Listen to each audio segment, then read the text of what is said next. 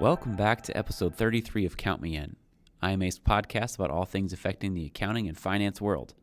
I am your host, Adam Larson, and today we are going to hear from Jordan Savage, a successful CFO who quickly climbed the traditional corporate ladder to get where he is today.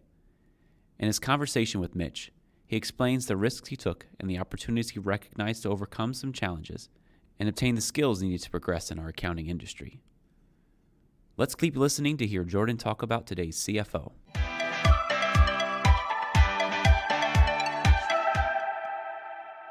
So it kind of looks like you followed a pretty linear career path as far as the different roles and responsibilities you've had. Can you talk to us a little bit about the different roles and kind of how each time things have changed as far as your responsibilities and the value that you offered to the position? Sure. So when I first started my career, I started with an entry-level position as a project accountant. And what I learned early on is, you just have to do the best you can in the role that you're in. And once you prove yourself and you do a good job, you have good internal and external opportunities for growth. And in my case, I've had a lot of good internal growth. And so I went from a project accountant to a senior financial analyst with one company. And what you find as far as responsibilities, how they change is you really have to, you understand the lower levels. And so as you grow, your personal responsibilities will increase every time you move up the ladder. And so you become responsible not only for your work, but the work of the entire team. And that's the biggest change as you work your way up the ladder. How about just the industry as a whole? I mean, I know you talked about how your roles change, but what have you seen as far as accounting and what do you feel has really affected those changes the most? I think the biggest change within the accounting industry is, long gone are the days where an accountant comes in, books a transaction, and just keeps up with the daily record keeping. Now the role of the accountant is much more value driven. There's not a lot of value with day-to-day record keeping because most of our ERP systems are starting to catch up and allow us to book transactions that are routine or simple, automatically. And so the role of the accountant has changed significantly. I think you have to possess more skills that relate to technology, how to interpret and work with data. I think the IMA has done a fantastic job of kind of highlighting these changes with their "You Got to Earn It" campaign. I think we've all seen the commercials where there's the robot that's walking through the office, and I think that's starting to occur. It hasn't hit every industry yet, but that change will certainly come. And so the value that we have to provide as accountants is just different in today's day and age. In what position did you personally realize these changes? When did you see the technology and the automation really start to take some of your responsibilities away? I think when I was a senior financial analyst, when we first started, our systems weren't very robust. And so we had to do a lot of data manipulation before we could get to what we really wanted to study or look at.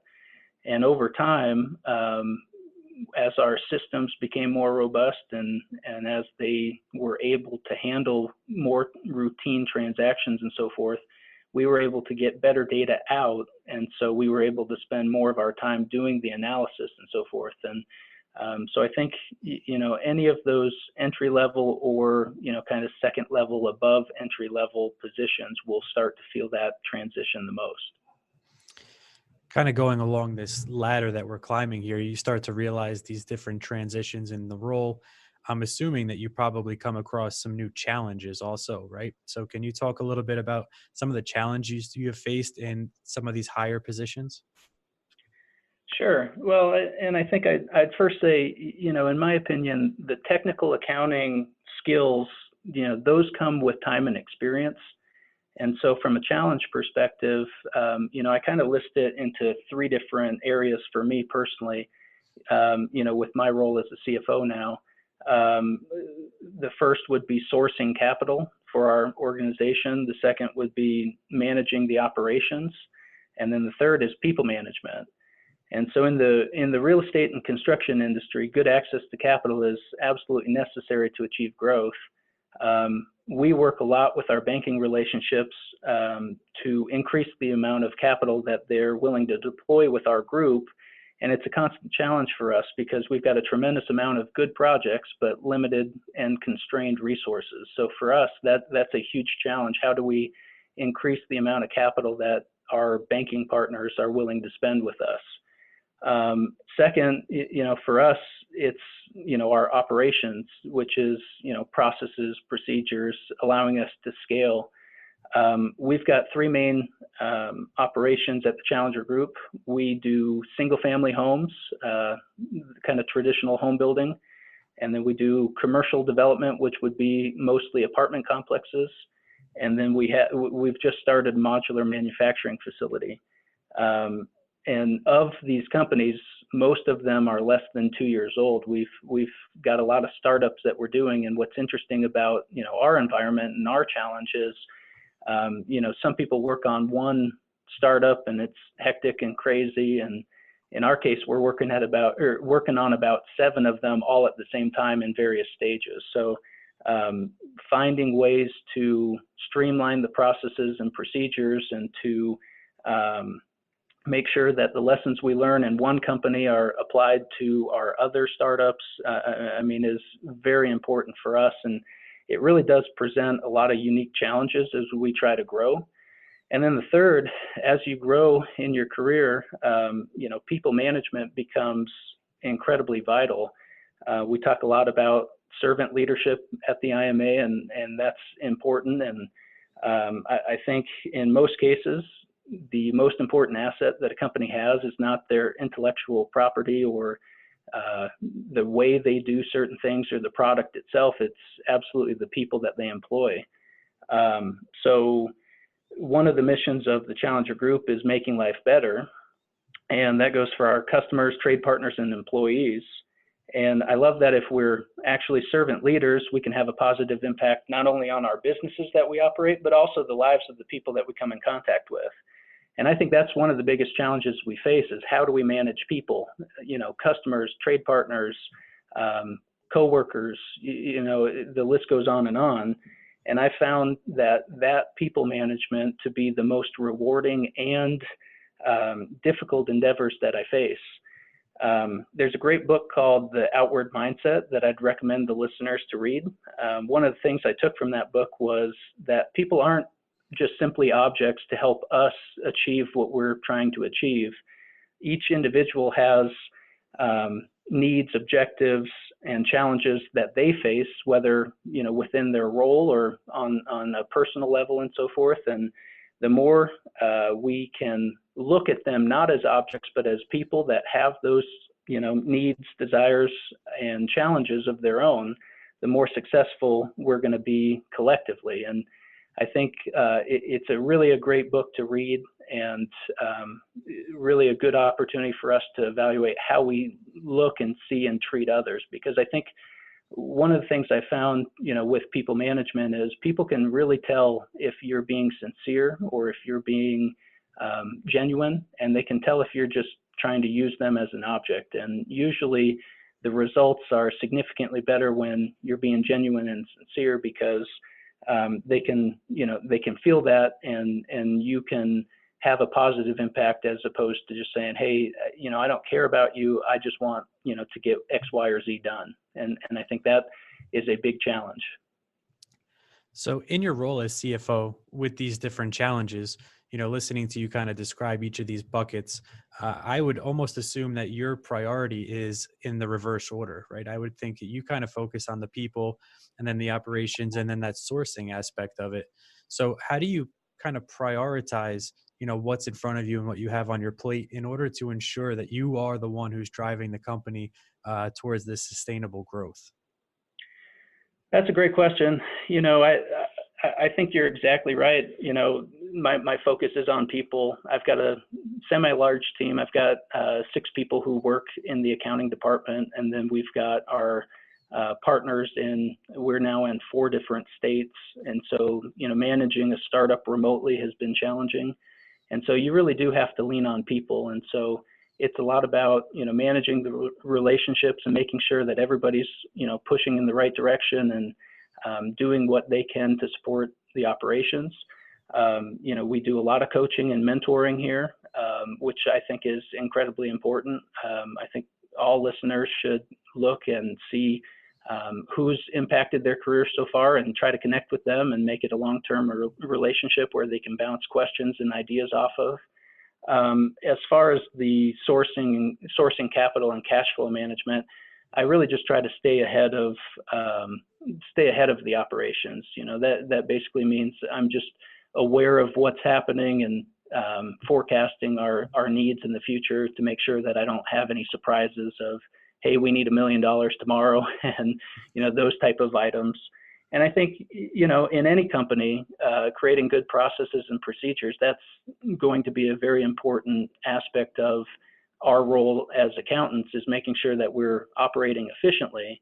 But it's certainly much more so relevant within the startups where processes and procedures haven't been created because we haven't crossed those bridges yet. So like I mentioned earlier, the biggest thing that we try to do is to make sure that anything that we learn when we stub our toes in one company, we learn from that and we pivot and make sure that other areas are unaffected and that we can kind of get ahead of it. So we've been operating from a home building side with our out-of-state builders under an owner-operator model, which has been a really interesting experiment to see how that works and so forth. But one of the things that we've learned is we've done the model, I think, 4 different times now in 4 different states. And, the last person that we onboarded as an owner operator had a very different and much more pleasant experience with us than the first person that we started with, because we just learned so many lessons along the way.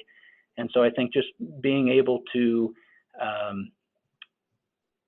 understand and pivot and be flexible and adaptable to your environment is going to be critical and key to your success. Well, I think that kind of goes right along with, where we're going with this conversation, right? Kind of being able to pivot and adapt. The finance function as a whole really is going from this, service function or service delivery to this value creation. And I know you kind of talked about that, is creating value with the people and, making these experiments work for new clients. I'm really curious on what you have done. What do you attribute your ability to learn and grow as you go through this process? What have you done to kind of develop the skills needed to really offer that value to your organization? I think it's been a combination of things, but I've worked really hard to progress quickly and learn quickly. And so for me, that means I've taken risks along the way in my career. I remember the first risk I ever took was back when I was in school. I had offers with all of the Big Four accounting firms, and that's the more traditional route for most accountants coming out of university. And I decided, that really wasn't for me. And so I rejected that offer and ended up working for a company called Red Hat in North Carolina. And it was one of the best things that ever happened to me, because I, instead of auditing and, looking at kind of companies from an external lens, I was thrust right immediately into kind of an internal environment in industry. And I was lucky, very fortunate. I had a great boss at the time who mentored me, who I worked very closely with, that I learned a lot. And one of the most valuable things that he gave me was he provided really honest and direct feedback through the beginning of my career. And, thinking back on that, I think it's important to note that you shouldn't be afraid to ask for feedback. And then you also shouldn't be afraid, as you grow in your career, to give honest feedback, because that's what people want, and that's how people learn and are able to progress quickly. And so I think, that first risk was really important for me, because I learned a lot of lessons that I wouldn't have learned in another environment. And I remember when I was getting ready to leave Red Hat and look at a different opportunity, I had an opportunity to become a controller and people manager for the first time. And sometimes it's easier to find those external opportunities versus the internal, because internal opportunities move a little bit slower than external, but you have to be willing to take that risk. And I remember I was called into an office of a senior vice president that I didn't really work with, but managed the entire department of probably 50 to 60 people. And after failing to convince me to stay with Red Hat, I'll never forget it. This senior vice president looked at me right in the eye and said, "They're going to eat you alive." And I just thought it was really interesting that, the new opportunity here, I was being told I was valued. I should stay with the company. But then in the same breath, I was told if I chose something that I felt would be good for me and taking a risk on myself, that I'd fail. And so I took that as motivation and took that risk. And I've learned over time that the only way that we can learn and grow is if you're pushing yourself outside of your comfort zones. And so for me, taking that other opportunity was kind of a sink or swim moment for me. And that's kind of one of the ways that I've been able to kind of stay ahead of the learning curve and develop the skills I need to provide that value. I think as far as the skills specifically, there's many ways to do that as well. One of the things I've tried to do is learn from others. So this boss and mentor from my first position in the accounting world, he was fantastic. He did a lot of things right that I really respected and appreciated. And there were some things that I didn't, agree with necessarily. And so I tried to take always the good from people that I come in contact with and kind of say, okay, if there is a fault or something that I don't like, to make sure that I'm not, repeating those type of behaviors that I don't appreciate. So I think we can learn from others by experiencing by learning from their experiences for good or bad. I'm also a very avid reader. I remember early in my career, I'd read a lot of managerial books about, management and so forth long before I ever became a manager. For me, that was very important. It helped kind of set the stage of what type of manager I wanted to be. When situations arose in the environments that I was in, I'd think of, okay, well, if I was, the manager, what would I do? How would I respond to these different challenges that I am seeing around me? And so having, good books that are written, being able to read them and kind of study them and think about, well, how would you manage people? How would you do things differently and so forth? Asking yourself that type of question, that can help you tremendously. So I'm a very avid reader, and I think that's important to make sure that you're reading. One of the things I try to do is read at least one book a quarter. Sometimes I can do a little bit better than that, but one book specifically about business once a quarter that can help shape the way you think and the way that you operate. And then lastly, I think part of our careers, it's largely trial and error. I think we do a lot of things and we experiment, and the things that work well we continue to do, and the things that don't work well we have to be adaptable. Like you were saying earlier, we've got to be able to pivot and move quickly instead of digging in our heels and saying, no, this is the way I have to do it or want to do it. So all of those things, everybody has their own methods, but those are kind of the three things that have worked for me. But the most important thing, I think, is to put effort into trying to develop yourself as a professional. And then also as a person. I think it goes without saying that who we are as people matters probably more than who we are as a business person. So I think if you focus and put effort into who you are and what you stand for, and having honesty and integrity part of kind of your core values, you'll do very well. Well, I think you've done a great job, first talking about yourself and your progression. So I truly appreciate you sharing some of these stories. I think you also did a great job talking about the role of a CFO and kind of what you do on a daily basis. So you've really covered a lot of this already. I'm just curious if you have any closing remarks for the listeners, any practical tips or suggestions that you kind of want to end with here.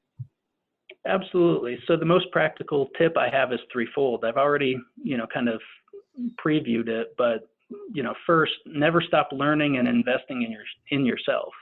Read books, study up on your industry, become an expert, and get professional certificates or licenses. I'm a certified management accountant, certified public accountant, and certified fraud examiner, which I believe all have positively impacted my career.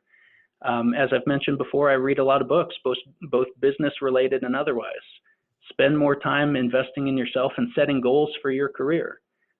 Nobody's going to manage your career better than you can. So set goals and then be willing to invest in yourself, because most people aren't willing to do that. And so if you're willing to do it, you'll go far. Second, I think one thing that we don't talk about, as we think about taking new responsibilities or transitioning careers or transitioning jobs or companies, et cetera, I think the biggest thing that we should think about is, instead of taking a new role because of what the role has presented, I think you should really think about the next opportunity as, okay, if I take this role, what will the internal growth opportunities be, and what will the external opportunities be? And so for every position that I've personally taken in my career, I've always thought about not what the role was, but what would the next role look like if I took this job. And what that's allowed me to do is progress very quickly in my career, because every move that I've made has prepared me for the next step, with the ultimate goal of becoming a CFO, which is what I set out from the very beginning to do. And so I think it's very important to make sure that you always think about that, because some roles have great internal opportunities, but very poor external growth opportunities. And that can be scary, because you might end up in a situation where the internal growth doesn't materialize, and then you're kind of stuck. Conversely, if you have good external but no internal growth, you might get stuck unless you want to leave or move or relocate or get a new job, et cetera. So I think finding roles that have both internal and external strong growth opportunities will be important to make sure that you don't get into a situation where you take a job and then realize, oh no, I'm kind of in a dead end, and I'm going to have to take a step backwards in my career in order to progress. You want to make sure that you can avoid that if possible.